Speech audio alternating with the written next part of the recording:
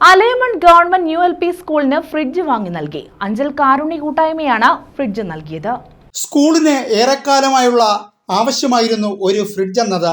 വിദ്യാർത്ഥികളുടെയും അധ്യാപകരുടെയും അനധ്യാപകരുടെയും സാന്നിധ്യത്തിലായിരുന്നു ഫ്രിഡ്ജ് കൈമാറിയത്. നമ്മൾ 4 പഞ്ചായത്ത് ഉൾപ്പെടുത്തിയാണ് നമ്മൾ പരിപാടി അലയമൺ പഞ്ചായത്ത്, ഇടമൈക്കൽ പഞ്ചായത്ത്, അഞ്ചൽ പഞ്ചായത്ത്, 7 പഞ്ചായത്ത് സ്കൂളുകൾക്ക് തന്നെയാണ് നമ്മൾ കൂടുതൽ പഠനങ്ങൾ കൊടുക്കുന്നത്. അതിന് വിദ്യാഭ്യാസ മേഖലയിൽ തന്നെ ഇവിടെ തന്നെ LSSJ കാണുമെന്ന് വിചാരിക്കുന്നു. മറ്റ് സ്കൂളിൽ LSSJ ഉണ്ട്. എല്ലാ പരിപാടികൾക്കും നമ്മൾ സ്കൂളുകളിലാണ് പഠനം കൊടുക്കുന്നത്. എന്നാൽ കുട്ടികൾ നമുക്കറിയാം, സർക്കാർ സ്കൂളുകളിൽ സർക്കാരിൽ നിന്നും വലിയ സേവനമൊന്നും കിട്ടത്തില്ല. അത് വലിയ പ്രോജക്റ്റുകൾ, അതായത് പല സംഘടനക്കാരും വലിയ പ്രോജക്റ്റുകൾ, റോട്ടറി ക്ലബ്ബ്, ലയൺസ് ക്ലബ്ബ്, ഇവരൊക്കെ ചെറിയ സ്കൂളുകളെ സംബന്ധിച്ചുള്ള കൂടുതൽ വിവരങ്ങളില്ല. അവർ വലിയ പരിപാടികളിലേക്ക് നീങ്ങത്തേയുള്ളൂ. കാരുണ്യ കൂട്ടായ്മ പ്രസിഡന്റ് മൊയ്തു അഞ്ചൽ, രക്ഷാധികാരി PT Sunilkumar, secretary Shajahan Kollurvila, executive അംഗം ഷമീന നൌഷാദ് എന്നിവർ സ്കൂളിൽ എത്തിയാണ് ഫ്രിഡ്ജ് കൈമാറിയത്. കാരുണ്യ കൂട്ടായ്മയ്ക്ക് പൈസ പിരിക്കുക എന്ന് പറയുന്ന ഒരു സമ്പ്രദായം ഇല്ല.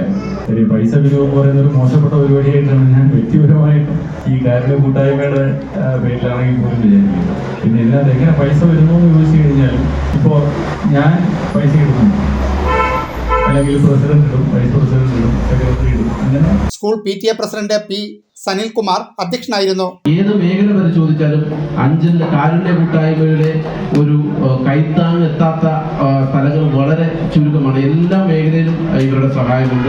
അപ്പം ഞാൻ സൂചിപ്പിച്ചത്, നിങ്ങൾ ഈ സ്കൂൾ തുറക്കുന്ന സമയത്തൊക്കെ യൂണിഫോമും ഈ പഠനോപകരണങ്ങളൊക്കെ കൊടുക്കുന്നതായി ശ്രദ്ധയപ്പെട്ടിട്ടുണ്ട്. അത്തരത്തിൽ സ്കൂളുകളുമായി ബന്ധപ്പെട്ട എന്തെങ്കിലുമൊക്കെ പദ്ധതികൾ നിങ്ങൾ നടപ്പിലാക്കുമ്പോൾ തീർച്ചയായിട്ടും ഞങ്ങളുടെ സ്കൂളിനെ കൂടി പരിഗണിക്കണം. പ്രഥമാധ്യാപിക BS Seema, PTA vice president Bibin, mother PTA president Karthika, staff secretary Indu എന്നിവർ സംസാരിച്ചു. News bureau, Anchal.